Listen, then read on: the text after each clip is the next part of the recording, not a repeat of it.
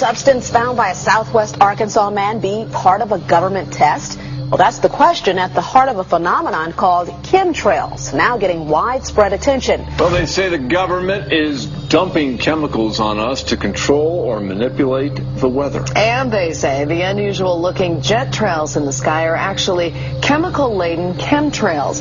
People say the government is up there in airplanes spraying all kinds of chemicals to change or manipulate the weather, leaving what you see there, and they call that a chemtrail. So what I look up there and I think are contrails, you're telling me are chemtrails? Yes, that a contrail would be dissipated by now. And it's interesting, Dale and Christina, this is of interest not just in this country, but European countries and, frankly, all over the world. A lot of folks interested in it. Well, Dave, you mentioned that climatologists and others who study the atmosphere believe that they'd be able to surely spot any kind of signs of an ominous plot. Our journey started in San Diego, California, where thousands of scientists, engineers, policymakers, and journalists gathered for the American Association for the Advancement of Science Conference. One of the topics was the artificial manipulation of the Earth's climate, also called geoengineering. During the meeting, scientists spoke about the plausibility of implementing geoengineering campaigns throughout the world under the guise of preventing global warming. One widely accepted theory was to block the sun by spraying something into the atmosphere. When they were asked about existing aerosol programs, they stated clearly that no such programs have ever been implemented. But strangely, these proposals sounded exactly like what people around the world are claiming is already happening. When I found out that the American Association for the Advancement of Science was going to be held down here and the main body of topics would be on geoengineering, I had to come. I had to be in on this. I had to hear what these top climate change scientists had to say. And that's the other question about chemtrails and whether geoengineering is being deployed right now without our knowledge. I don't have any personal insight into that, other than to say that I've worked in government at pretty high levels in the White House and in at state government. I'm personally skeptical of that. But obviously you never know what you don't know. Chemtrails. On the internet, they are cited as proof of the government creating clouds to combat global warming. They claim the American government, with the secret approval of the national government, is covertly using jet aircraft to spray population centres with aluminium, with barium, and with strontium so as to reduce people's immunity and reduce the global population. I'm always a little bit suspicious because the government doesn't seem that capable to do something on such a large scale. That is not rain, that is not snow. Believe it or not, military aircraft flying through the region is dropping chaff. Small bits of aluminum, sometimes it's made of plastic or even talicized paper products, but it's used as an anti-radar issue, and obviously they're up there practicing. Now, they won't confirm that, but I was in the Marine Corps for many years, and I'll tell you right now, that's what it is. And what happens here, military jets, some come out of Key West Air Force Base, and they move up into the atmosphere, and they drop mylar strips. Some could be a little wider, some are small glass fibers that are coated in aluminum. And what the Air Force does is they take their military jets and they dump these out of the aircraft, they fall into the atmosphere, and some take as much to a day to fall down. This is inevitably military or something going on. The government, the Air Force, you see this kind of a pattern like this, you can rest assured there's something going on. They're actually little bitty magnetic and little bitty strips of, whether it's aluminum. Well, it's a nuisance to you and I to determine what's real and what's not, but it looks like it is a life-saving operation there for the military. The apparent motive behind this conspiracy theory is one world government.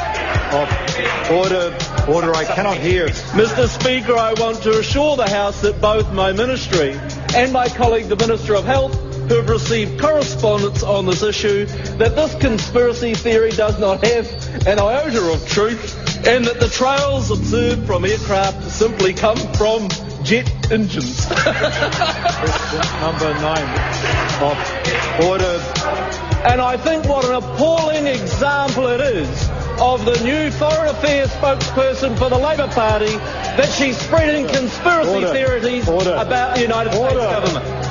The House has heard sufficient. It is called geoengineering, fighting global warming by putting a chemical dust in the atmosphere and reflecting harmful radiation back into space. We take geoengineering to mean deliberate, large-scale intervention in the Earth system.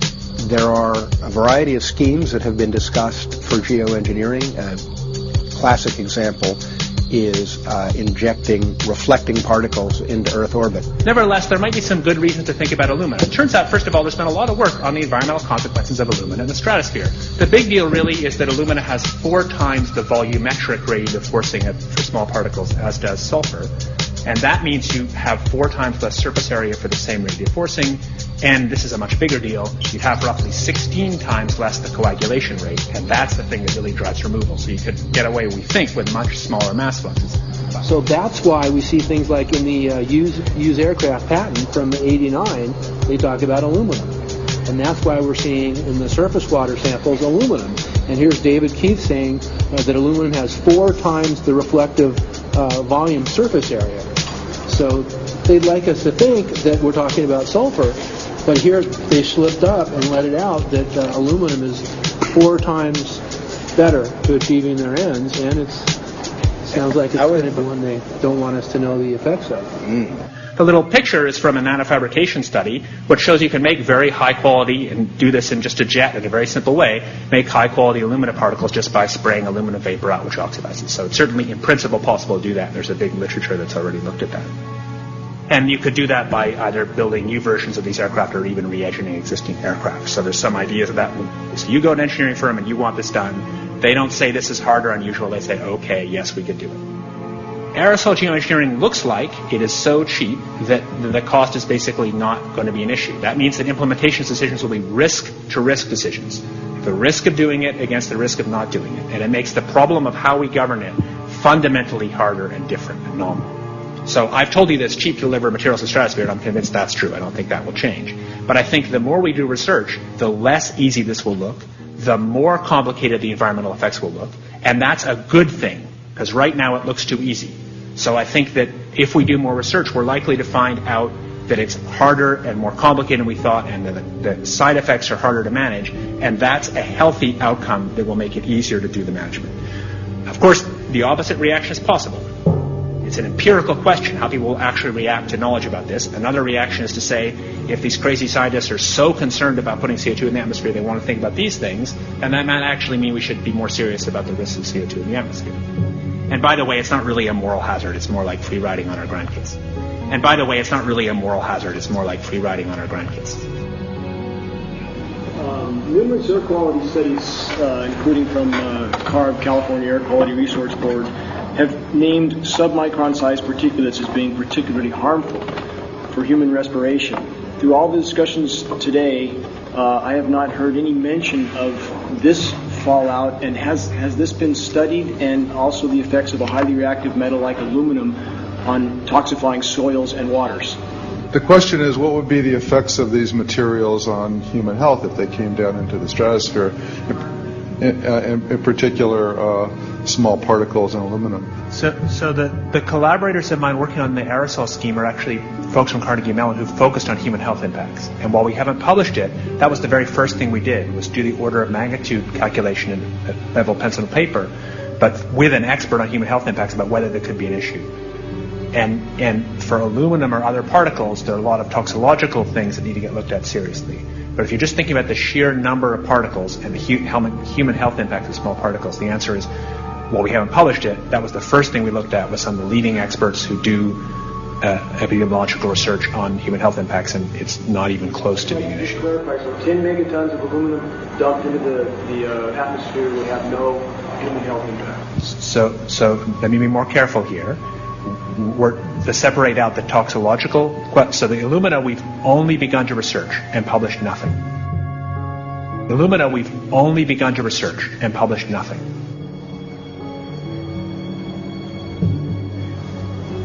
Dane looked at him and he said, so you're telling me that spraying 10 to 20 megatons of aluminum, as you said, would have no human health effects?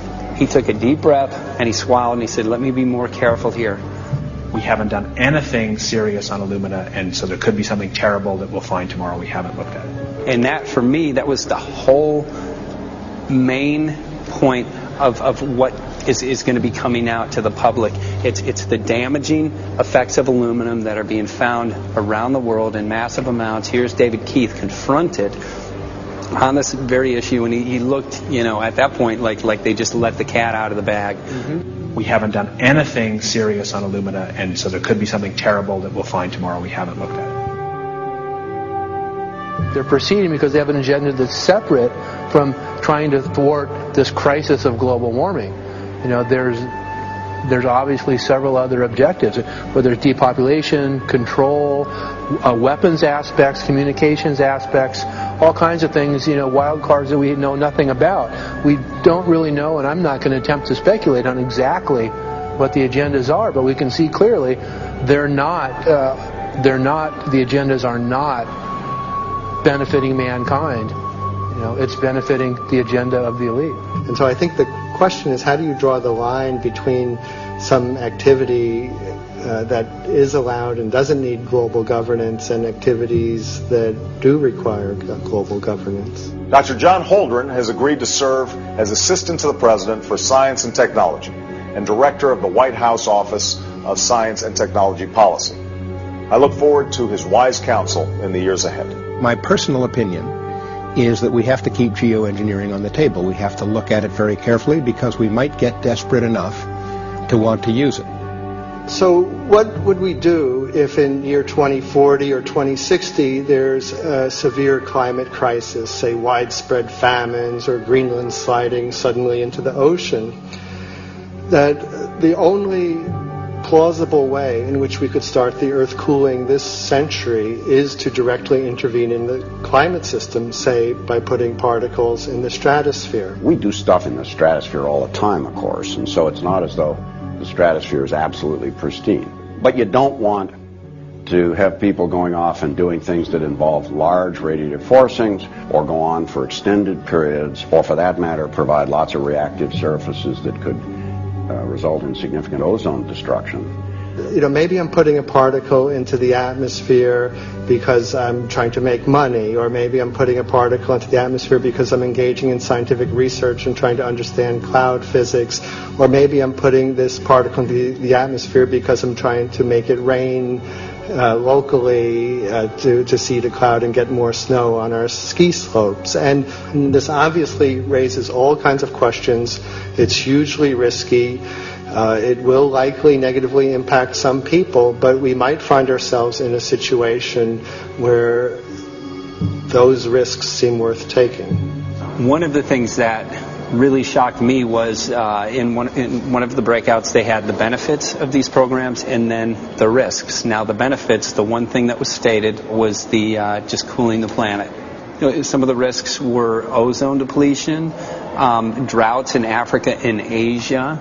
I got to tell you, I came away from this experience after listening to these scientists for 4 days of symposiums, really concerned because it's clear now that they are justifying, rationalizing, and looking to legitimize some really, really horrible impacts, further impacts on our environment. And they're basically formulating the sales strategy and the implementation and oversight strategy and the funding strategy. After San Diego, I was shocked by the programs that had been proposed. I decided to write about it. That night when I finished, I sent the article to an online publication with my email address attached. When I woke up the next morning, my inbox was flooded with responses from around the world. Why? Because I had just broken a story on aluminum in geoengineering models, which I had no clue at the time that very few people knew about. Now this metal, aluminum, is being found in massive quantities way above normal levels all over in rain, in soil, and in snow. After that, the calls started pouring in from people who were desperate for someone to investigate. That was the fuel that started the film. Before we started filming, we had the opportunity to sit down with one of our favorite authors and documentarians, G. Edward Griffin, to find out what he knew about the subject. I'd like to talk for a minute about an issue that's getting more and more attention. That's the issue which scientifically is called stratospheric aerosol geoengineering, also called the chemtrail issue. I'm very aware of the chemtrail versus contrail controversy. As far as I'm concerned, it's an open and shut case. I have been watching the development of jet travel from its very beginning. I used to live near the Los Angeles airport. Remember when the first jets came in and landed? Man, they made a big noise. We never heard a noise like that before.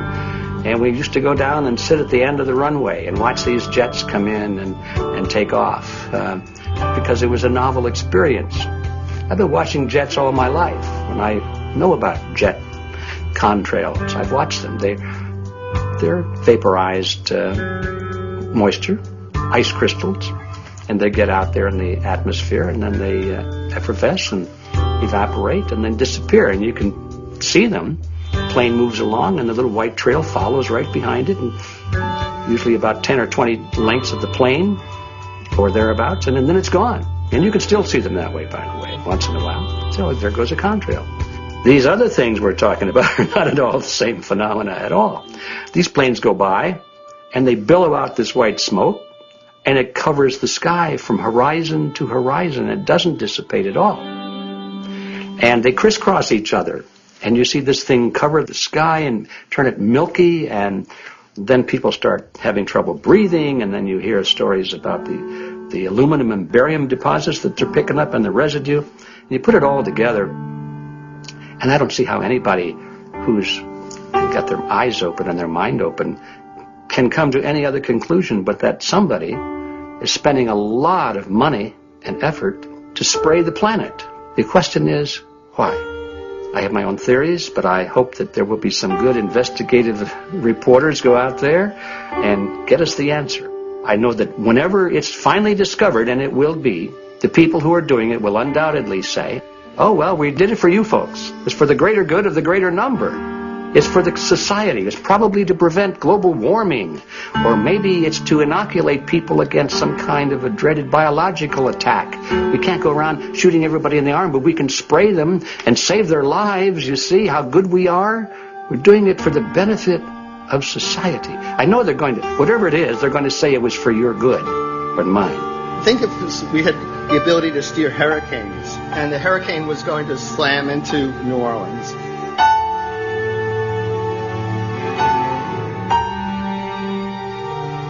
And let's say you could steer it so it would hit Mississippi instead, where for 100, that means I would be willing to more or less kill 18 Mississippians to save 1,800 New Orleanians.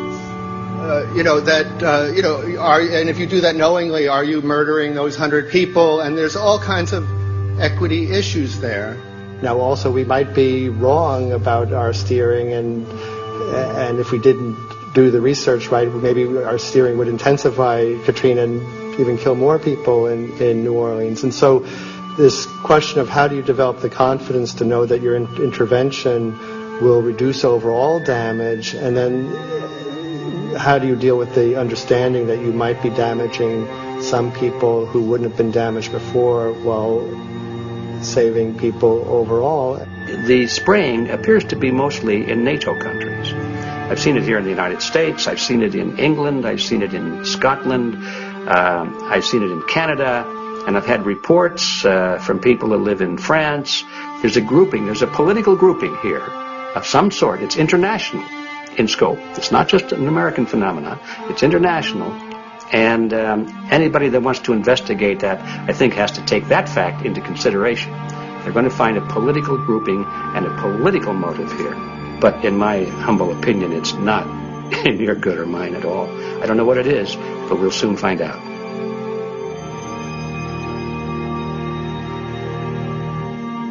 I'm sure that if you follow the old advice, which is follow the money, you'll come to the answer sooner or later. Soon we realized that we all shared the same need to get this information out there, to share with the public, to let people know what is being done. Ed felt so passionately about the issue, he offered to help us. Well, the main thing now, since it looks like the budget is going to be met, is to get it done well. We don't come off the tree knowing any answers at all. Yeah, we're not scientists. We're just asking questions, exactly. And we've got to be very skeptical about the answers. That's it's totally accurate, totally honest. Why can't people see this? They're not hearing it. They don't know that the facts are not being presented. We're very lucky, you know that. Look at this opportunity that's been dumped on us. Opportunity. It's well. This is going to This is going to be a battle. I know that. A challenge and a battle, but I mean, why are we here if it's not for that? We're going to short break with DJ Foxy. I go to get hold tomorrow, so it's going to be you for the moment. I'll call him again. So. Sounds good. I saw the sky crisscross with chemtrails, and I can't remember if it was in L.A. or I was on the road, but I had looked up one day, and I thought, look at that. That's not the flight path, man. That was a grid, a regular grid over the city, and I couldn't believe my eyes. Milky white clouds. And, you know, it all seems very obvious, and now the evidence of what we have on the ground with the aluminum, the barium, strontium, and with what we see in the patents and what the geoengineers say are going to happen, I mean, for the everyday Joe, this is a slam dunk. This is a very delicate moment for the powers that be, because they're taking a covered-up operation like the tropospheric aerosol program, or Chemtrails, Project Icarus, whatever. It's had many names over the years. And they're making it overt into a geoengineering scientific shield to deflect sunlight, because global warming's out of hand. So at this very moment, the belly of the beast is right above us with no armor. Whether people believe in chemtrails or not, the geoengineering should be scary enough. And when people learn about geoengineering, chemtrails will then become apparent, because they're the same. So you're talking about global conspiracy here. Geoengineers propose doing this on a global level. Off to Redding, California. Guess this is the second step after the 8 AF meeting. We'll see what we find.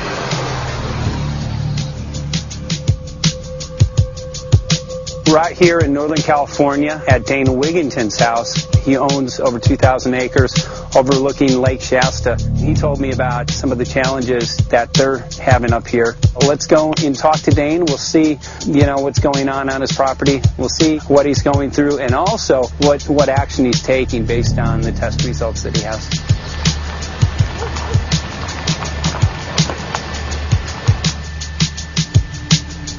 As I have a background in the energy fields.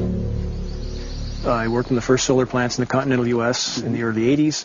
My home was on the cover of the world's largest renewable energy magazine, so this is my background.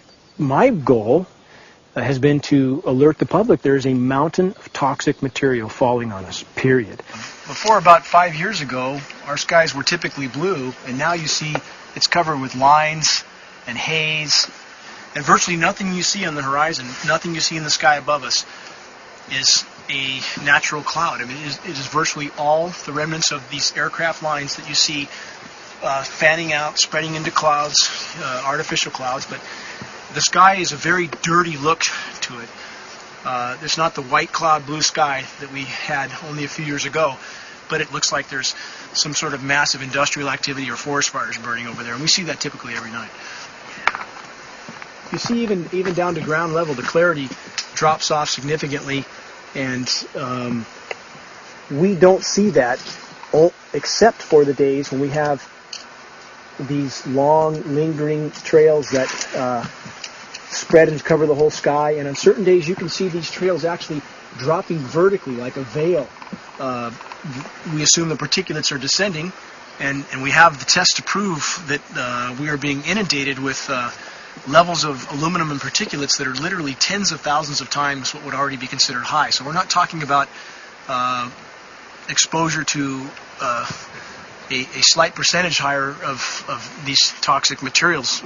We're talking about quantities, for example, off the side of Mount Shasta. If you can pan back, that's a landmark in Northern California, considered to be a pristine water source. Aluminum or snow sample off the side of Mount Shasta tested 61,000 parts per billion. This is just ordinary snow water, and people are drinking this stuff when they're hiking on the mountain. And remember, government action is required at 1,000. This is 61 times over the government limit, and our hikers are drinking this poisonous water on Mount Shasta Mountain itself. Barium, 83. Strontium, 383. So this summer, the people climbing are drinking poison. Basically. I certainly wouldn't want to drink 61,000 micrograms per liter of aluminum. And again, we've already seen in 5 years soil pHs in this area that have escalated 10 to 12 times, and we can prove that conclusively. Well, this is not speculation. We can prove conclusively that these metals have been in the rain. We have duplicate samples. Bachelor of Science in Forestry, International School of Forestry at Missoula. Master's in Zoology, specialized in aquatics. 35 years with the U.S. Forest Service as a wildlife biologist. And before that, several years with the USDA Soil Conservation Service as a soil conservationist. Also have run the botany programs, range and grazing programs. And I continue that today. Right now I do a lot of master gardener consultation work. When I started this garden back in about 2005 or so, the pH here was 5.5, 5.6. This is the old soil survey of the county. Mm-hmm. You can look at the page right here. This is my soil right here. Mm-hmm. It's a Dietz 125, 126 here at my house. And here, the soil reaction pH should be between 4.5 and 6.0. And over there in the pure mud, it's even a little darker. It's 6.8 right there. And what can this do to plant life and ecosystems? Well, you haul one of these things out and you start looking at the little things that are crawling around the soil. A lot of times they aren't there anymore. The little soil arthropods that you can barely see on a microscope, you can actually see movement with this. Little tiny macroscopic, look like little moving pieces of dust. Those start to go away. They're not gone entirely, but they start to go away. This is black oak acorns. You know, this is pieces of cedar wood. You know, come on, folks. This should be very acid, and I'm getting 10 times higher than expected. There's something really wrong here. Well, you can see all those reports, lots of them. Have over 20 reports here. Well, at least 20. I'd say it'd be closer to 30. All revealing dangerous amounts of aluminum and barium. You know, the science is there that something funny is happening, and the naysayers say, well, so what? Isn't neutral good? Well, no, neutral's not good. Neutral is not good. If your soil is supposed to be 5.6, it should stay 5.6 if you want the forest to be healthy. And if you want to grow a good garden, you have to keep your pH around 6.0, 6.5. I think that we just need to wake up and just look at what's happening, because we can't just ignore it, because it's going to get worse and worse if we just keep ignoring it and pushing it away like, oh, that's nothing. There was mason jars, and they were brand new, sterilized, and that's what we catch the rain in. Mm-hmm. And then there was a HEPA filter that we tested the air with. Okay, so you caught rain and then you basically filtered air. Mm-hmm. What did you find? Aluminum and barium. Here's another test that's revealing 375,000 parts per million aluminum, barium at 3,090, and strontium at 345. Yeah, that's from a lined pond with EPDM fish-safe pond liner. There is no chemicals, manufactured materials at all in that pond liner that's available to the aquatic life. It's designed for that purpose. The well that feeds this pond has been tested and retested. ND, no detectable aluminum, 0. The only other place this pond can receive water is rainfall. We are located on a filtered, forested hilltop, miles and miles and miles away from any industry, highway, and so forth. After several heavy spray days, there was a film that we received formed on the surface of the water, and we tested that crust, and it was aluminum and barium.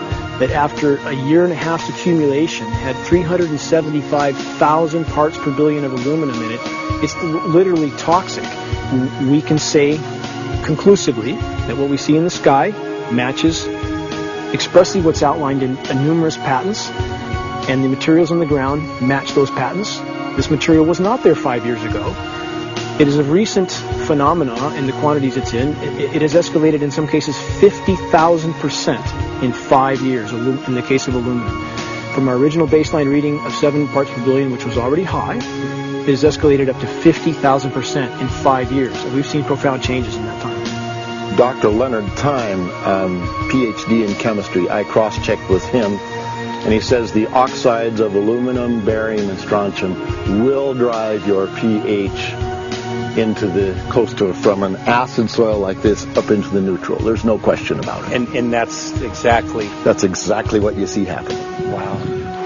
I have a doctorate in inorganic chemistry from Oregon State University, in which I was working with different metals and oxidation states, and then did a postdoctorate work at Brandeis, where I was working stabilizing off oxidation states of different metals. The goal is to sort of figure out how everything fits in the dynamic equilibrium of life. I was working with Francis up in Mount Shasta, and he showed me some rainwater analyses that had to do with levels of aluminum, strontium, and barium in the atmosphere. So I feel the major toxin in these chemtrails is the aluminum. And from the levels we were looking in at Mount Shasta, this is totally, totally unacceptable.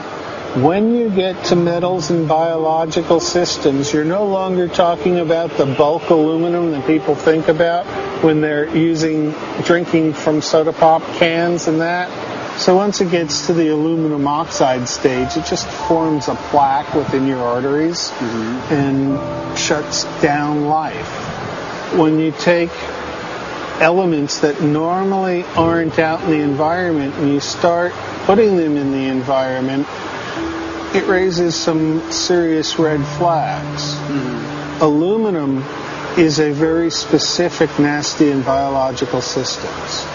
It takes that site and it never lets go, and it shuts down the site, and that's it.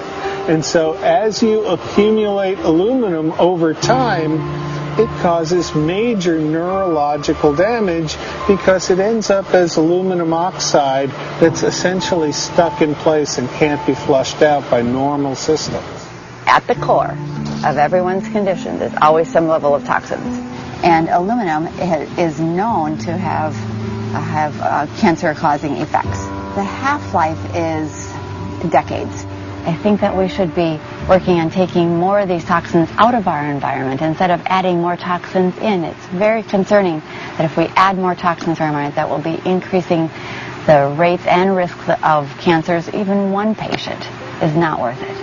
So sad that they would consider putting aluminum in our environment to affect something when they could be causing so much more damage. Wherever the material is coming from, it is there. The amount of metal falling on us cannot be disputed. Absolutely, this is not speculation. The amount of metal in the last 4 years, as I said, have increased to a degree of thousands of times, and California Air Quality Resources Board has studied the aerosols from China. These metals are not amongst them. Mike, the reason I've chosen to focus so primarily on this issue is I feel all other issues are secondary. What could be a greater priority than not being able to walk out your door and take in a breath of air without sucking up heavy metals? If our land base is being poisoned, if our waters are being toxified, what will we have left to work with? Whatever we choose to focus our time and energy on, whatever our political beliefs, that this is a common ground for all of us. We must have air that we can breathe that's not full of toxic chemicals and metals. We must have water that's not completely laden with whatever is being emitted from these aircraft. And if people stopped to consider that the atmosphere is as thin as a layer of paint on a basketball, it is an extremely thin layer that allows life to exist on this planet. To simply treat it as a physics lab and experiment with it until it is broken beyond repair is folly of unbelievable proportion. And if people understood that this sort of experimentation not only is going on, but has been going on for a very, very long time. Going back 50 years, there's been countless climate manipulation, weather modification programs that the vast majority of the public is completely unaware of. And if they think that that this is not true, that certainly that somehow they would have known if it was occurring, I would ask them to look at things like Agent Orange and the things that governments do because they can, because there's no one to stop them, because they have these huge military machines that want to control everything. And in fact, the government's own document, perhaps you may have seen, it's available to any online, is called Owning the Weather, an expressed goal of our government, and not just our government. He told the Associated Press that the American government has created weather tampering techniques so that the New World Order will be able to starve millions of Americans and to control the rest. There is weather control techniques. Number one, the entire patents on the equipment. Number two, Senator Claiborne Pell's complete statement and story of his own that not only does it exist, but that we even utilize it as far back as the Vietnam War. Well, Murph, we're going to do what we can. Let's see what we can do. You got the scientists behind you. The scientists are with you, so at least this scientist is with you. I may not have $1 million budget, but I've got enough to show that something's dreadfully wrong. You got it. All right. So Arizona will be this Monday, the 21st. Senator Johnson up in Show Low. So we're going to be in the car a long time.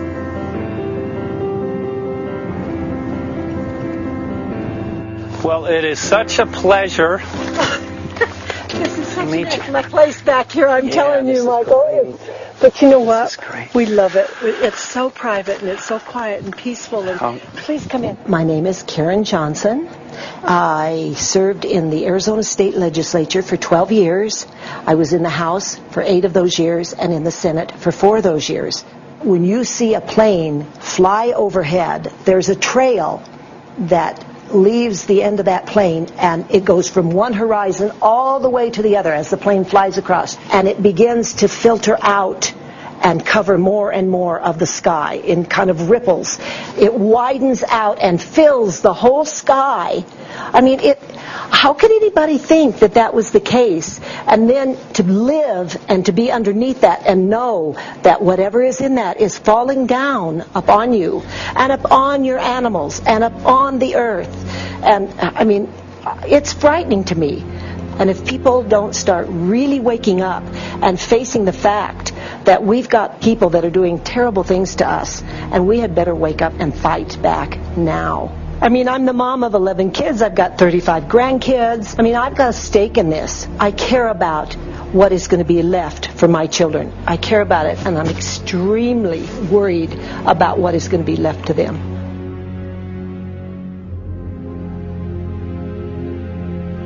Aluminum is toxic, and we know that it's accumulative, and we know that we're getting more. So we're absorbing it in the air, we're drinking it in our water, so we are accumulating more. So the thought of more aluminum being dispersed in our environment in the way that you mentioned is very frightening to us and very disturbing to us.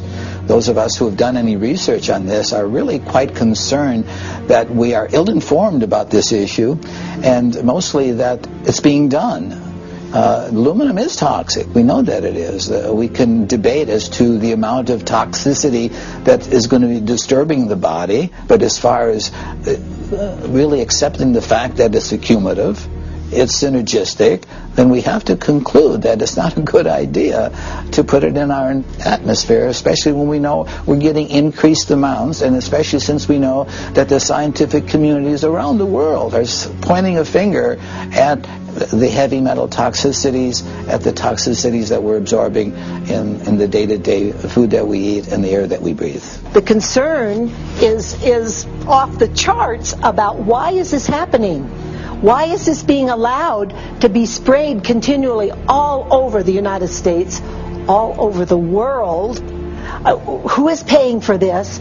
I mean, the incidence of Alzheimer's has just skyrocketed, which evidently has to do with an accumulation of aluminum in the brain cells. I mean, I think almost every family has been touched by a member as they get older having Alzheimer's. And it's a horrible disease. And to say that, well, this just came because people drank soda pop out of aluminum cans, you know, when my father passed away with Alzheimer's and he didn't ever drink soda pop, You know, that explanation doesn't ring true with me. And so I'm wondering, how much did this chemtrail spraying back in the Illinois area affect him? Aluminum and fine metal is an accelerant. Our friend who's a firefighter up in Pine, Arizona for 20 or 30 years says that the wildfires now that they're fighting are way beyond anything they've seen before in intensity. And when you look at the air samples and you see the fine particles of aluminum, which is very flammable, and magnesium settling on the trees, this is causing unprecedented savage wildfire. But if you look at this, you can see these are parts per million. They sent this to me, and I just found this to be extremely interesting because we should have like 2 parts per million of aluminum in our air. And this is saying that there's 39,000 parts of aluminum. That's astronomical. Barium is high. I mean, these are way off the charts of what people should be breathing or what's coming down on them. And, you know, if people wonder why their health is deteriorating, why they're having to go to emergency rooms, why they can't breathe, you know, why they're getting Alzheimer's, this has been planned. We have elites, I don't know what you want to call them, one worlders, Illuminati, I don't know, whatever you want to call them. But with these people that don't care about the average person. They only care about themselves, their greed, their power, and if they eliminate, you know, 2/3, 3/4 of us from the planet, so much for the better for them, because then they don't have so many people to have to herd around and worry about. So this is a lot what this is about, and this is very, very alarming and scary. I mean, where is this stuff coming from, and why? Why is this kind of stuff being put out there? You know, I've heard different explanations about, oh, we need to cool the planet, all this and that. But if people are up there trying to cool the planet, why do they need all this kind of stuff in it? The explanations just never have really rang very true. And as I'm setting up the equipment, she looked at me, she said, all these trees here are dying. And I said, what? She says, all these trees in here are dying. So I thought, well, I'm going to test for aluminum, because that's one of the key things in the programs that we're talking about, and titanium. And I took some of this bark sample and tested it, and it came back positive with aluminum and titanium. Then I started traveling around California, noticing the same thing. In Lake Tahoe, there was a lot of the same type of bark, all through Sacramento area and Davis. Just about everywhere I went, I was noticing this silver white bark. What I think's happening is these chemicals are getting down and destroying the roots. And then as they come up, they're going out into the bark. Those 2 right there are the ones that are just, it just hurts so bad to see these 2, because look how old and big they are. We probably lost 40 trees right here on our 10 acres. Every other weekend we'd see another tree that was beginning to die. And I mean, it's just so sad, we just cry. And to think that that might have something to do with it, along with their other explanations, would really, really frost me. Every time you lose a tree, you know, it's not good, it's just sad.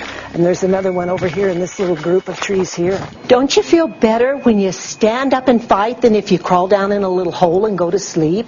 You know, I mean, my gosh, people, your families are out there, children are out there, your grandchildren. I mean, you've got to do something to help.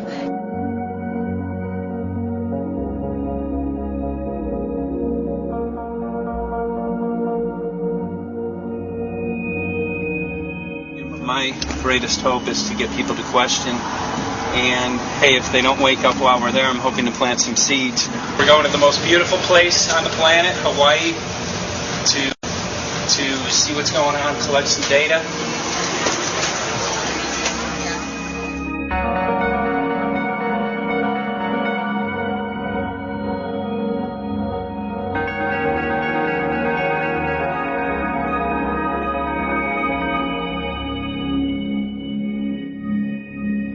Thank you for having fun with us. Hope you enjoyed the trip. Have a great vacation and welcome home if you're lucky enough to live here. Thank you.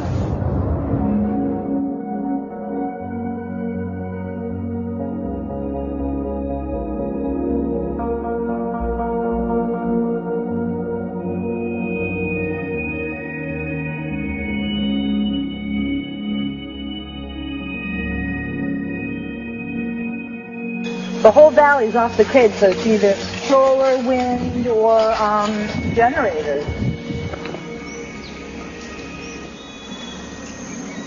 Look at this, man. Yeah, their mind can't even conceive of a dream of this. Right. Yeah, right. Even coming here, and one would never think, in paradise that it's getting destroyed. And they're doing it island style. They do it off the island, right? They do it off the island, so they don't, you don't see the chemtrail airplane. The theory is that they're spraying the ocean, offshore, and it's coming in on the. And it's coming in. Now these are coming from the west. They're also spraying on both sides today. A lot of this stuff is actually chemtrails coming this direction. There's material that's blocking. We should be able to see to the horizon, where the Earth curves, because we're high enough and we have the ocean, right? So we should be able to see. We should be able to see the Big Island. It's only 30 miles away. And you can see it's not a blue sky behind it. That's the key. It's all has that kind of weird looking blue, like silver blue, I call it. And this is a nice day. There's no more blue sky. The night we're going to look at the stars at night, and it's like you'll see. You can count them. There's so few stars at night now. There should be hundreds of thousands of stars, and I can count the stars. There's like one here and one here and one planet here. It's like you might see some nights you'll see 100, some nights you'll see 10. This is what concerns me. This kind of stuff right here. It's just soft. Okay. This just comes right off, this bark.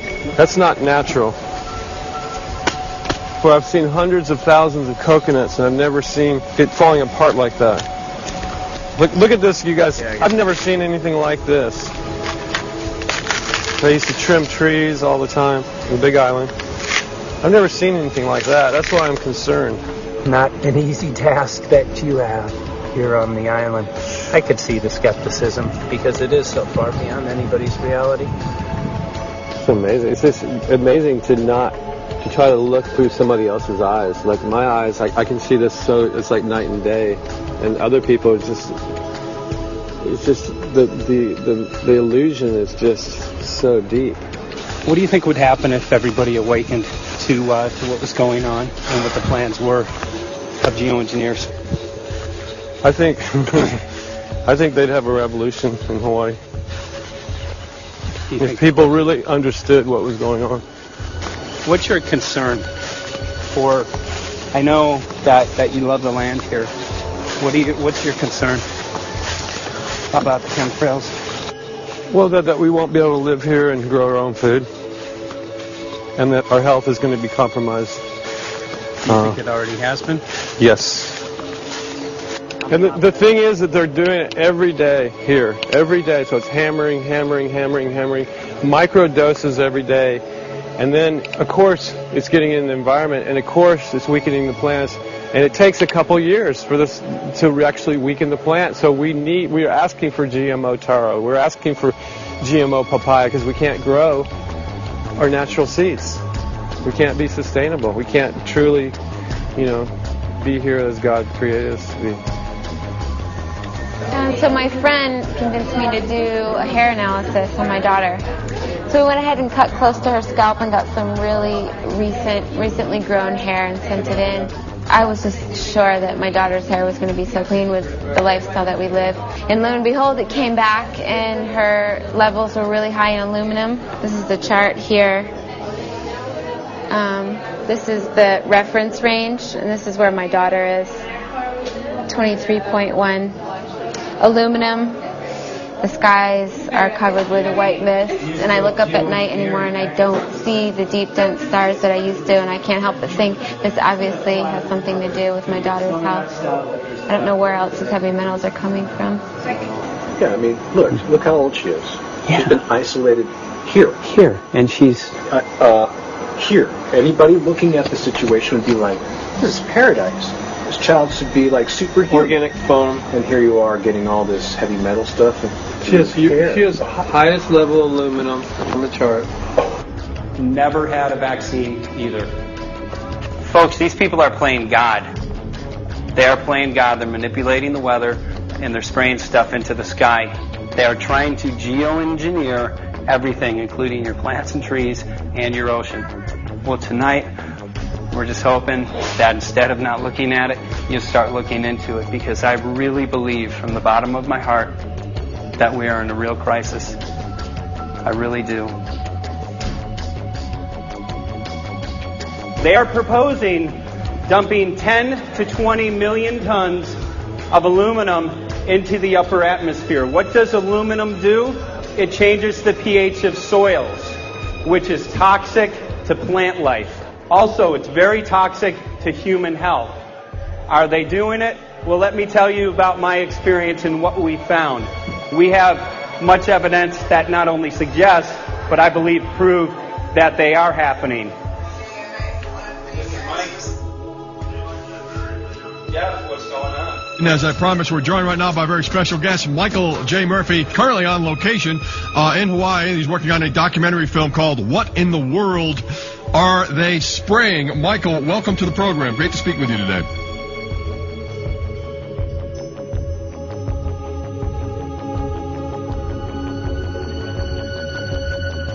I had a friend who recently, he's always looking at things from a different perspective. He's a bit of a conspiracy theorist, you know. And he says that whenever the president comes to L.A., there's no spraying that week. Could you have a better place for an interview? I mean, look. Well, this is being done over our farms and over our things. So basically, they want to eliminate our ability to eat organic food, have clean water. So in some ways, it sounds to me like, and you know, again, it's just a projection, but it sounds to me like this is control. How do we control the masses? Yeah. How can aluminum be good for you in any? And what was the second chemical you mentioned? It's barium. Barium aluminum. Obviously, those are toxic to everything. To human health. To human health, to farms, to animals, to everything. 61,000 parts per billion. And there should be a government alert at 1,000? At 1,000, people are drinking this. People that climb the mountain, they're drinking that snow. It's poison. Oh my God, that's so disgusting. So that's 60,000 times above regulation. Exactly. 60,000 times above regulation. And I've talked to friends, and they're like, well, that's just ice. That's just condensation. And I'm like, you can talk to a second grader. Ice doesn't float in the sky and spread out that way, you know. You're not an expert, but you're a concerned citizen who said, wait a second. Who's actually doing the research. Yeah, you're doing the research, and that's what we need to do as Americans and say, you know what, I want to know what's going on. I want to know what the FDA is doing to my food. I want to know what the government's doing with my air, my water, and the soil. And, you know, it's just great what you're doing. And I just, my kudos to you for bringing light to this subject. Put all of the theories aside, just what geoengineers are proposing and what's being found is scary enough. So we can just address that. And I encourage more people to just step up and ask questions and do what he's doing. So thank you, Michael, very, very much. Aerosol spraying aluminum affects everywhere, and we have a beautiful tropical climate which I believe might be in jeopardy. So we wanted to not only come and bring the message of what people were finding around the world, but encourage people to test for the aluminum, strontium, barium. Essentially, I think it was an effective trip. I saw a lot of people here in Hawaii, in Maui, awakened, not only curious, but willing to look into this deeper, and that's my only hope. And this is one of the boldest moves, I think, from Ed Griffin yet. This is the taboo topic that nobody's supposed to talk about, and that is aerosol spraying. Now, we've got tons of documented proof of errant aerosol spraying. It just blows my mind that the whole essence of humanity has always been to look up into the sky and ask why. Though there are no limitations, there's endless space, an endless universe. Now, in the 21st century, we're not allowed to do that. Anyone who looks up and sees the giant grids and the X's in the sky that weren't part of our existence until just a decade or two ago is somehow called a kook. And the people that are the best and biggest proponents for the revolution and for liberty, they don't want you to talk about it because you could discredit them. It seems to be an industry that's being built up to milk the taxpayers by undergoing some kind of a giant global spraying program to make all kinds of money on the project, and they don't seem to care really what effect it has. They're not trying to experiment to see if humans can survive it or anything like that. They just want to get this stuff up. And then we discover, as we're going further down the line, that there are companies generating genetically modified organisms, seeds, modified seed crops they're being engineered to resist the aluminum in the soil. And a lot of crops won't grow in that. And so now, after they've messed up the soil, all the farmers were going to have to go back and buy seeds that have been genetically engineered to resist the aluminum that have been put into the soil. And all of a sudden, mankind is completely dependent upon these companies like Monsanto and other giant agricultural firms. You can't even grow natural seeds anymore. And we're looking at that. It's a shocking thing. I hope we don't find that that's true. But all the arrows right now are pointing in that direction. We get into cost-benefit analysis here because there's also HARP could be involved in this. Geoengineering, as you guys mentioned, which is documented heavily in Dennis Kucinich's bill, that is the Space Preservation Act, which, by the way, I don't think got through Congress. And then Kay Bailout, as we call her here, Kay Bailey Hutchinson, also put together some legislation in order to qualify geoengineering, which, again, is supposed to save us all from global warming. But it is cost-benefit analysis because they can benefit on so many different levels. Ed, that's how they do everything, isn't it? That's right. And, you know, there's an old adage, if you just follow the dollar, follow the buck, you get to the source of the problem.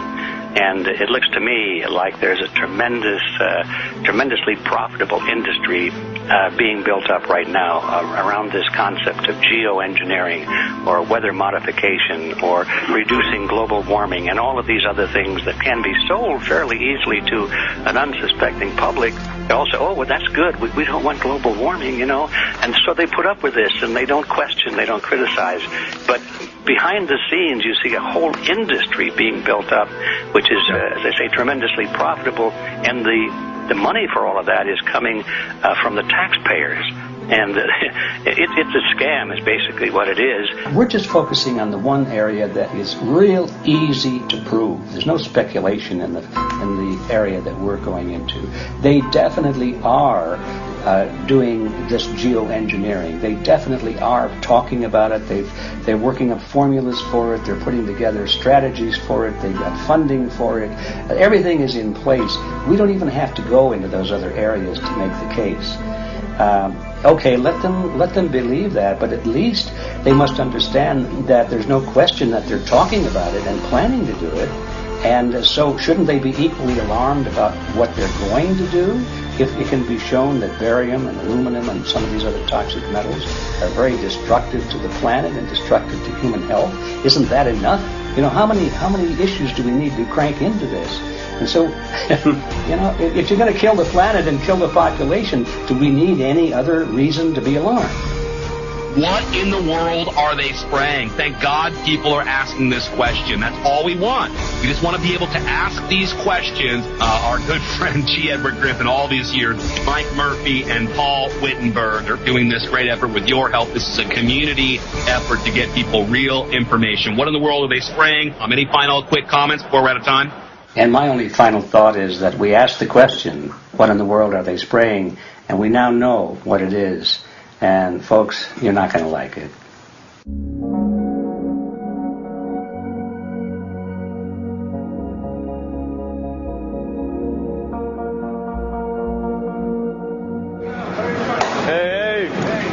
I'm Peter Vreke. I'm from Belgium. I'm 54 years old. I can't believe it myself. I'm a very happy and grateful person. We are doing the job the police, the Justice Department, or the Environmental Department should have been doing.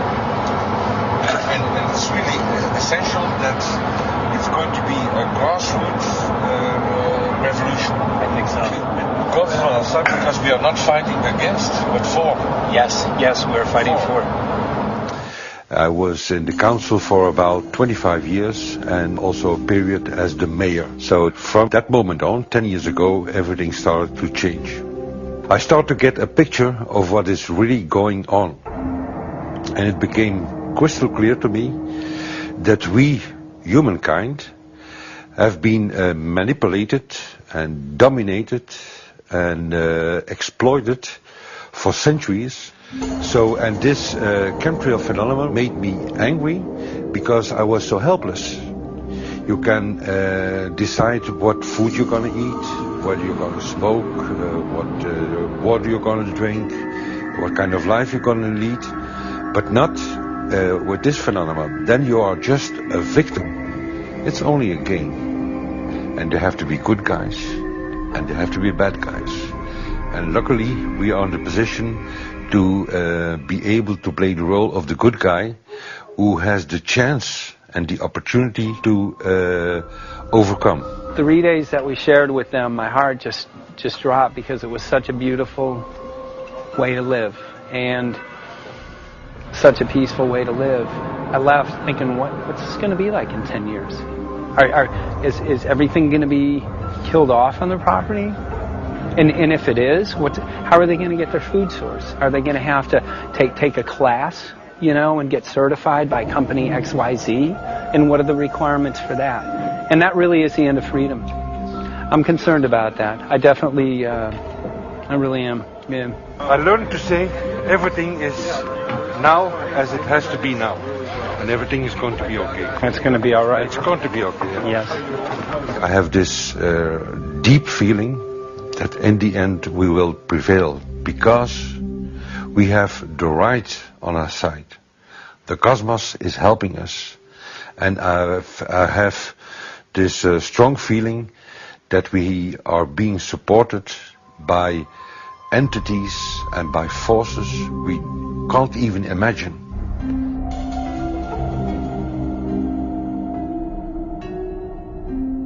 Here for the first time we have this scientific proof that we are being spread. We are being spread, and it's incredible and it's hard to believe, but we are being spread. I think at this moment to stop is not an option. Once you know it and once you have a tool like this and an opportunity like this, that the issue of chemtrails or persistent jet contrails or whatever name you use for it, that this phenomenon is recognized as being real, publicly debated on. In the context of geoengineering, I think it's high noon to bring this to the public. This is what the sky is supposed to look like. These are old paintings. We forgot this, I'm afraid. In the years that I have been a medical research journalist, I have looked at many, many things, and I found the same three issues in whatever I'm looking at. And that is that we are being dumbed down, we are being made sicker, and we are being made infertile. Citizens gathered from around the world in Belgium for the first International Chemtrail Symposium. The event attracted leading professionals, politicians, and activists who discussed the health, environmental, and social implications of these programs. Today it's only going to be about facts, documents, figures, patents, licenses, everything that brings us to the truth. We have no other weapon against this vast complex than exposing and bringing their dark works in the light of the truth. We have the hope that by our efforts, more and more people will become aware of the fact that we are deceived by our leaders. So today, we, as a family, join forces with the people who publicly made known to the world that chemtrails are not a conspiracy theory, but a conspiracy fact. From the Technische Universiteit Delft in the Netherlands. Ladies and gentlemen, please welcome Koen Vermeeren.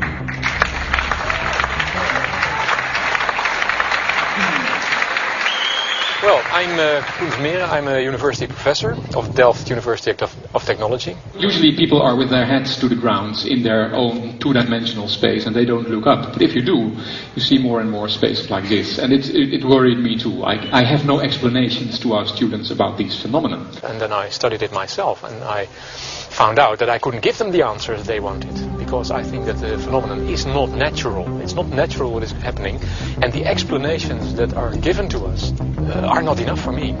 If you look at them from a scientific point of view, the first thing a scientist does is trying to explain something. Because I'm smart and my students are not as smart yet, so I have to give them answers to questions. But if you ask most scientists honestly, they cannot answer all your questions. If people are using climate control over our heads, I want to know about it. I want to know the consequences, I want to know the health impacts, I want to know everything. I need, as a teacher in my university, to give answers to my students. And they have good questions. And I don't have the answers. And I want to know. Excellent. And we should discuss this. Ladies and gentlemen, for here you in the auditorium and for all over the world, Michael Murphy.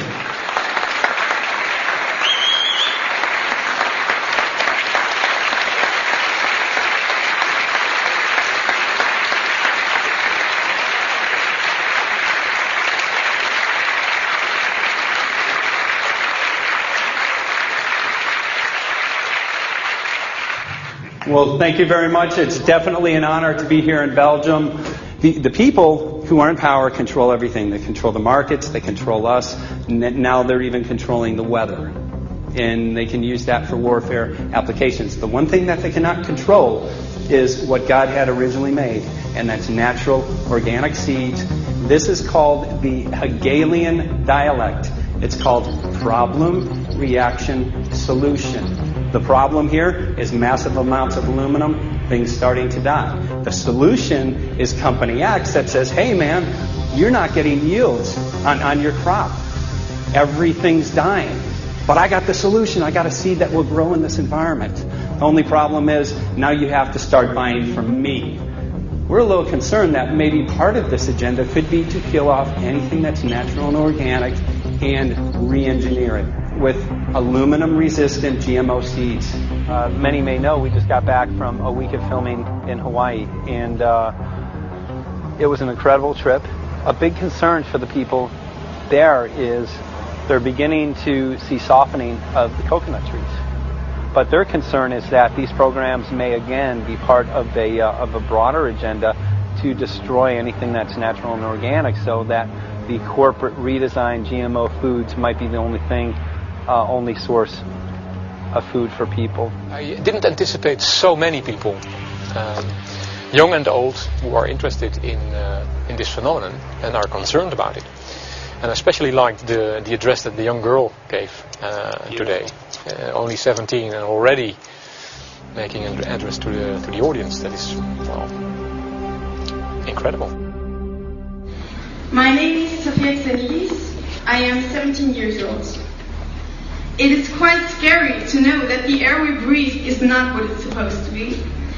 That the food we eat and the water we drink contain traces of those substances which are sprayed out over all of us as though we were being poisoned like insects. The feeling that this is causing me are feelings of deep anger and rage. I don't want to be poisoned. I don't want to be infected with cancer. And I'm just so angry that this global poisoning can be going on such a massive scale, and not enough is being done to stop this crime. A clear answer to one question. Are we being sprayed? Have we been sprayed? And is it their intention to spray again and again? What are we going to do about this? How are we going to deal with it? How are we going to stop it? I know the answer. There is only one person who can stop it. Did you know him? You are. You are the person, the one you have been waiting for. We are magnificent, beautiful, godlike, divine human beings. Ladies and gentlemen, sisters and brothers, in this auditorium and in the whole world, thank you so very much for being present with us. And for now, please enjoy this anthem.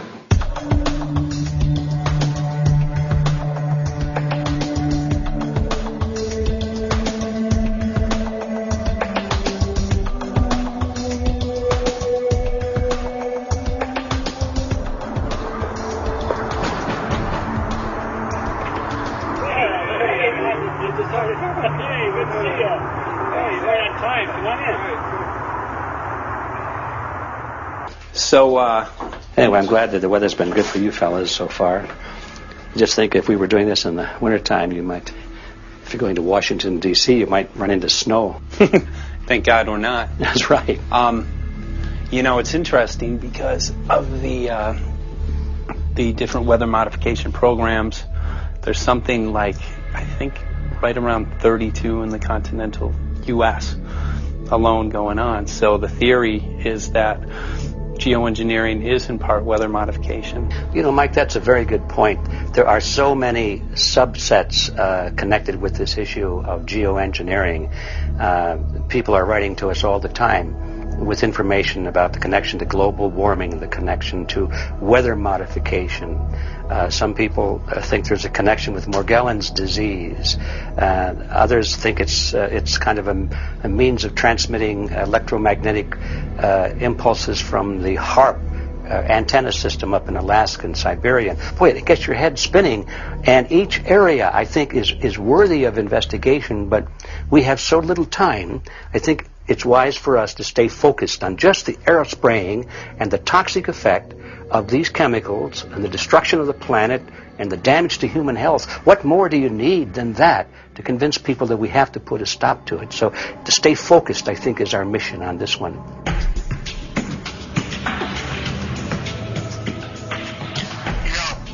Jeremy, we had an idea. We know that you know the political system real well. Our idea was this. We have a ton of data and information that we've collected throughout our travels, and you know, we really think a good way to end the film would be addressing this to elected officials, some of the senators. So we were wondering this, if you might be able to come and kind of help us out and perhaps show us the way in how to get this done politically. But it sounds like a really good idea, and I'm also going to get to, in terms of researching who it is that we should really focus on talking to about this. At the very least, if we could make it impossible for them to claim that they don't know at this point, we can strip away their plausible deniability that they haven't heard of the data that points to geoengineering stratospheric aerosol operation already going on. At the very least, it should be very interesting to go to district of criminality and put some people on alert. Yeah, you have a lot of enemies in Washington. That's where all the power comes together and the money, you know. So there are people there, I'm sure, that just don't want us to do this job. But I'm glad you're going, and you'll find out.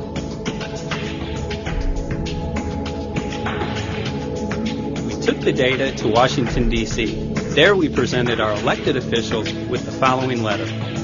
According to the 5th article of the Bill of Rights amending the Constitution for the United States of America, no person shall be deprived of life, liberty, or property without due process of law. But the daily spraying is depriving all persons living within the United States of life, health, liberty, and integrity of our common and private property without due process of law. As a representative of the people of the United States of America, we insist that you do everything in your power to protect us and immediately put a stop to geoengineering spraying at once. There exists no justification, legal or otherwise, to poison the planet and its inhabitants. Now suppose that space aliens arrived on, maybe they're going to land at the UN headquarters down the road here, or maybe they'll pick a smarter spot. But suppose they arrive and they give you a box. Suppose they arrive and they give you a box.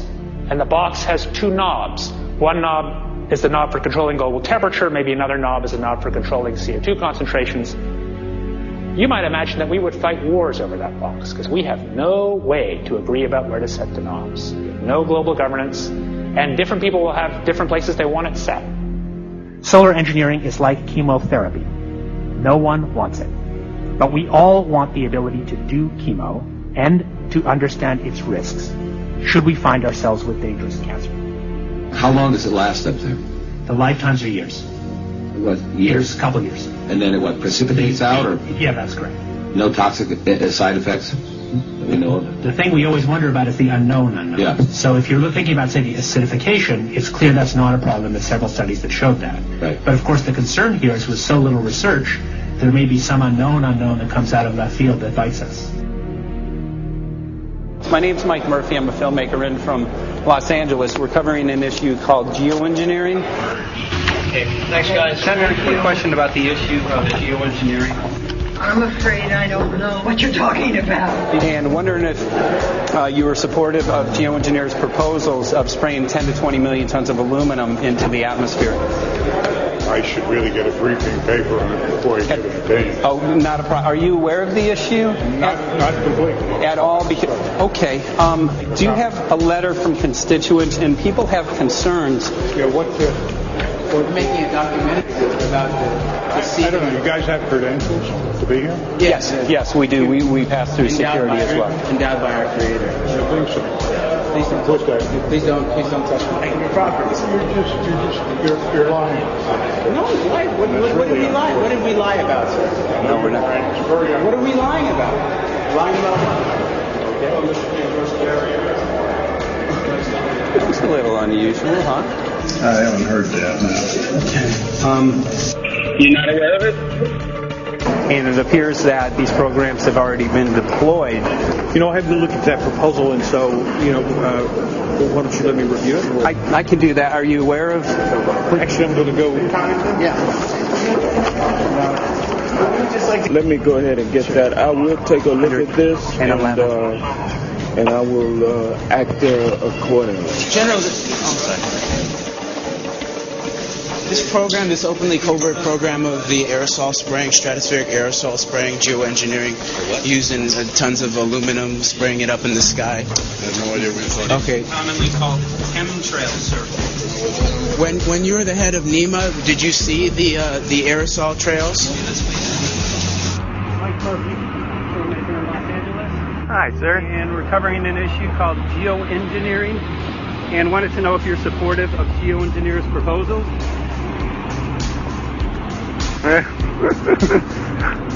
Congressman?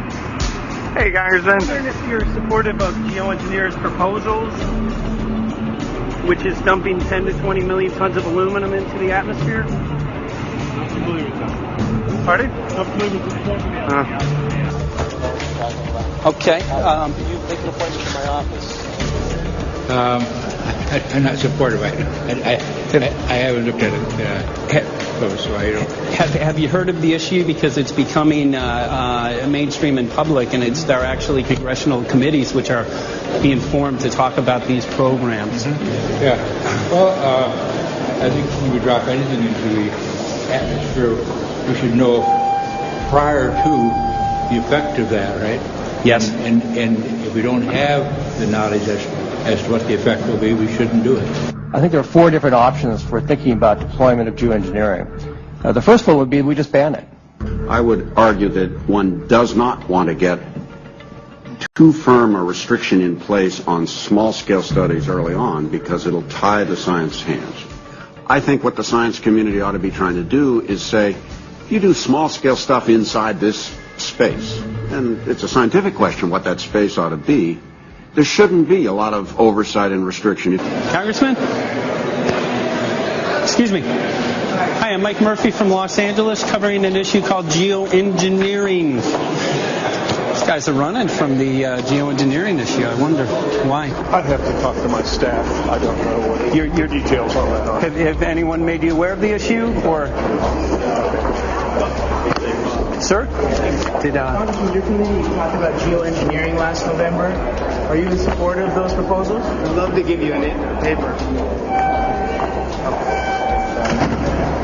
Which geoengineering? Or you know nothing about the geoengineering issue? Never heard of it. They call it geoengineering, but... yeah, I never heard of it. It's nothing I've ever heard anything about. When we looked up in the air today outside of DC, we saw this stuff going on. Quickly, have you heard of geoengineering? No. The proposal is to shoot 10 million tons of metals into the air. This committee, Science and Technology, covered it for the first time. No. No, I've never heard of it. So we were very concerned. We spoke with Congresswoman Watson's office, and her press secretary, Ms. White, was familiar with Representative Kucinich's Space Preservation Act, which mentioned chemtrails and the weaponization of the atmosphere in space, and then it was pressured to be taken off the bill. Did you see the aerosol spraying going on today over the Capitol? Congressman? Geoengineering carries with it a tremendous range of uncertainties, ethical and political concerns, and the potential for catastrophic environmental side effects. He's not one to do interviews very often, so not unless we usually really pressure him into it. Okay. So don't, all that is, don't hold your breath. As chairman of the Committee of Jurisdiction, I feel a responsibility to begin a public dialogue and develop a record on geoengineering. We want to know if you're supportive of their measures by spraying 10 to 20 million tons of aluminum into the atmosphere? No, I think we need to have more research. Okay. And about the issue of current deployment, there's literally a mountain of evidence that many people believe proves the deployment of these programs. Any knowledge of that? No, there's certainly not a mountain of evidence.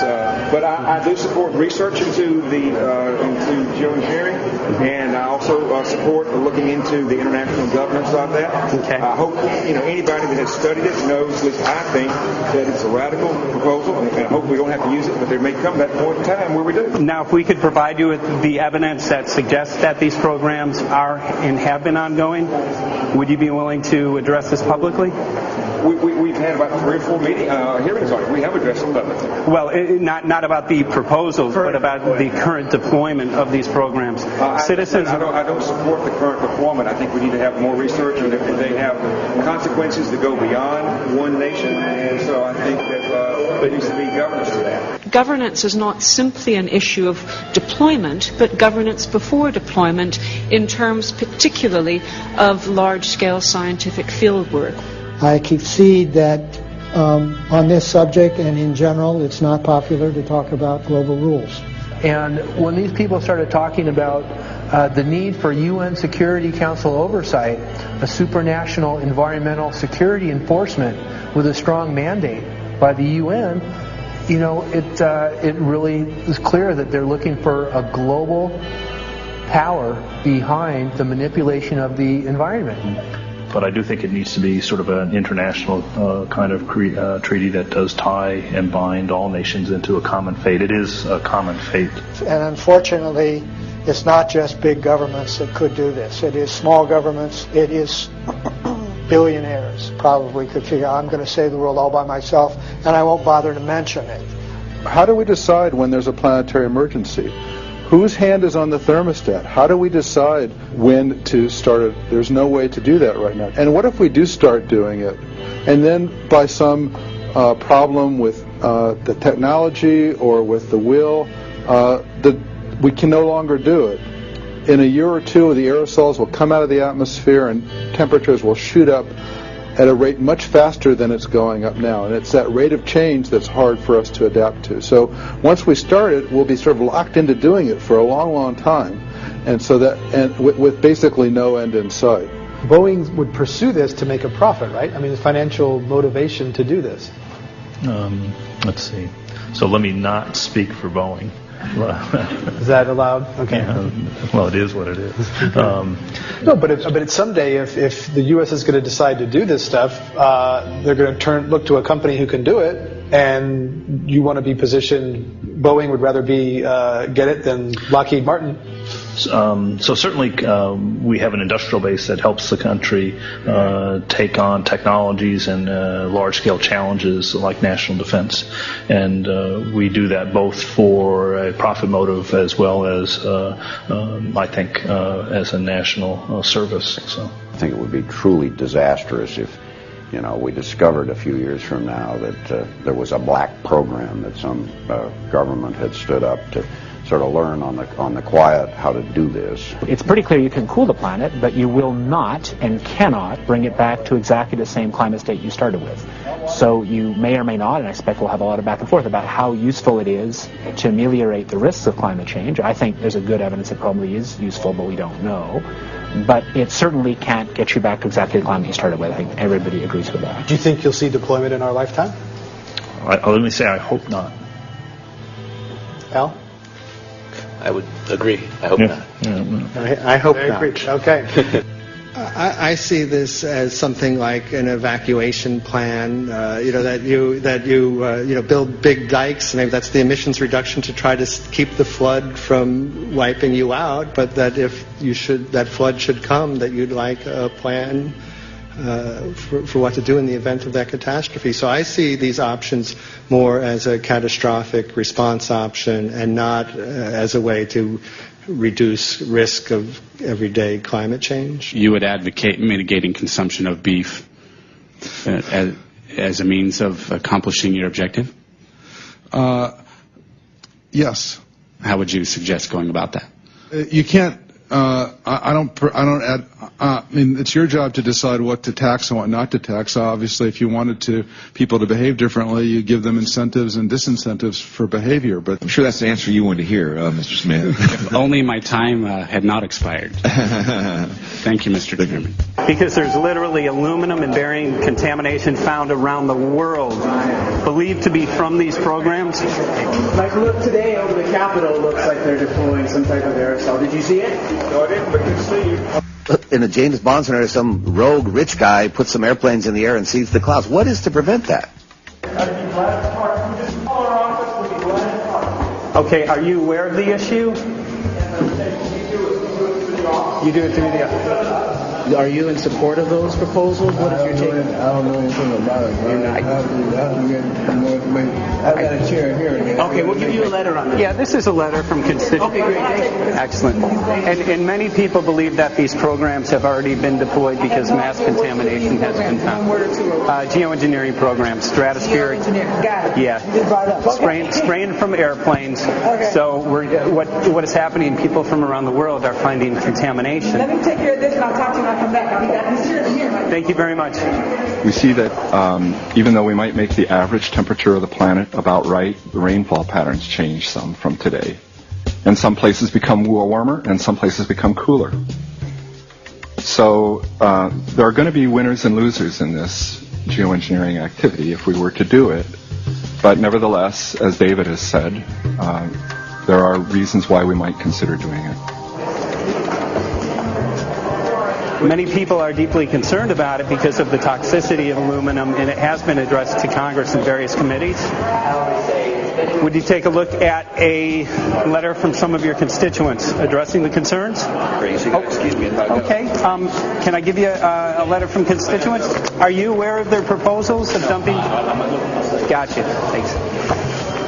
Well, I'm not familiar with it, so I don't know what they're doing. Okay. Geoengineers are proposing just that, dumping aluminum and barium into the atmosphere. Why would they do that? Aluminum's a precious metal we can use. Well, the stated goal is to actually cool the planet. However, there's a... Sounds strange. Right. Exactly. So they're proposing dumping these metals into the air to block the sun, essentially. We're here to find out what members of Congress are... I hope we would have a strong hearing on that before we decide to do that. I would hope so. And there's plenty of evidence that not only suggests that these programs have been deployed, because we're finding contamination of aluminum and barium on the rain, snow, and soil. Okay, thank you. Thank you. LA County has seen a 200% increase of Alzheimer's over the last decade. Tons of ground and water samples showing high levels of aluminum all around our state. Why don't you give me all the information you have I have some very good people I will assign it to. And if you get it to Mr. Lavelle, he's got my card and send me an email. And Lavelle.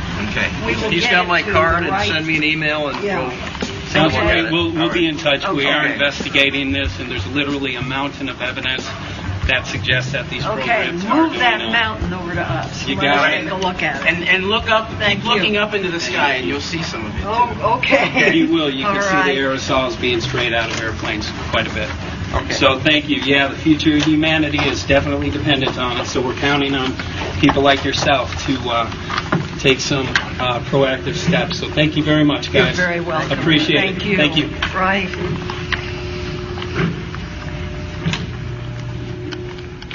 A lot of Congress was running down the hallways to avoid answering any questions, looking for doors in the hallways. So apparently the war is against all of us, and we're all in a hostage crisis. People who took an oath to uphold and defend the Constitution are not only know this is happening, are participating in this. And all of us have a duty to stand up and speak out about it. Why is the water being contaminated? Why is the soil being contaminated? Why are aluminum-related diseases going up? And it's affecting all of us, and thus we all have the duty to stand up and speak out and get educated and stop this. For our own sake, for our children's sake, it is a crucial moment in history right now. The human beings, we need to decide whether to live on our knees while being sprayed and poisoned every day, while being under a continual threat, or whether we are going to stand up and live as free human beings and seek truth, justice, peace, and freedom for all of God's children. So as you can see, we're ending our film here in Washington, D.C. We've made many public officials aware of this. Most of them either denied any knowledge of this, or they simply were unwilling to address the situation with us. So as you can see right behind the White House, we do have aerosols behind us. The spraying has continued. What is the solution? Is the solution here in Washington, D.C.? Clearly, this is one of the solutions, but the solution is not only here, the solution is within you. This issue affects all of us so deeply. So you need to look inside. Please get active, get involved, start spreading the word with growing awareness. About 90% of the population, we believe, is unaware of this issue, which means 90% of the people who normally might do something if they knew are not doing anything because they are unaware. So please look into your heart, use whatever skill you have to get the word out. The future of humanity is dependent upon it.